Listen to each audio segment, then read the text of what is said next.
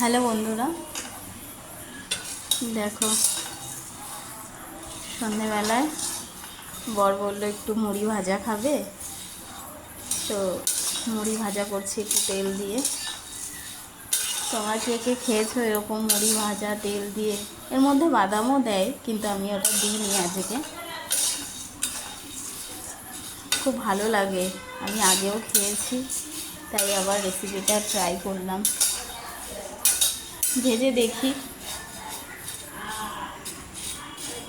তোমাদের খেতে ভালো লাগে কি না আমাকে জানিও কমেন্ট করে। হয়েই এসছে, এই নামিয়ে ঠান্ডা করে তারপরে খাবে আর কি। বেশি ভাজলে আবার পুড়ে যাবে, বেশি ভাজা যাবে না। গ্যাসটা বন্ধ করে দিই। টাটা বন্ধুরা।